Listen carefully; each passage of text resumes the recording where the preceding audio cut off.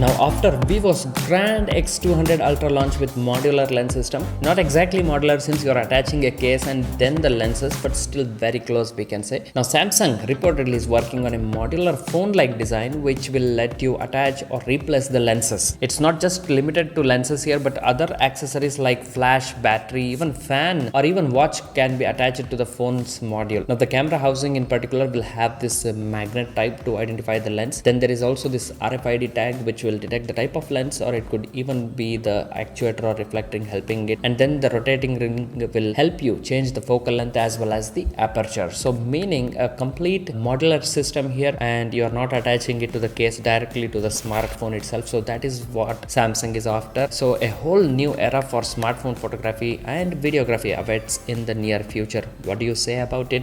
Let me know in the comment section down below. Now meanwhile, on the other hand, Vivo is working on a foldable device with detachable screens. Now it's like having two monitors working side by side. You can even have one or two screens and then fold it as well. So it's very compact and it's going to help you with the creative tasks. So it is actually an interesting concept currently in the works. So I'll keep you updated on it. So don't forget to subscribe if you're new to my channel here. Next up, we have the AI competition just getting even more exciting as Meta launched the Meta AI app. Yes, standalone application now available to download on your Play Store. So already it's available on WhatsApp or even in Facebook's Messenger, but it was integrated there and you didn't feel like actually using an AI there. Again, you'd often forget, but now that it is an app, you'll have to open it to use it, which means you want to use the AI for certain tasks or get help or to get any information, and hence you're officially using an AI app from Meta instead of ChatGPT or let's say even Gemini and alike. So this Meta AI app includes complete voice integration with natural understanding and interaction as well. So it will also have a discover feed so that you can see what others post using AI and alike. So the app itself has been designed to be very interesting to use so that the users will not just use it to find certain things but also to consume the discover feed as well. In the long run, we are going to see how it has helped people and how many people are actually using the Meta AI app. So it's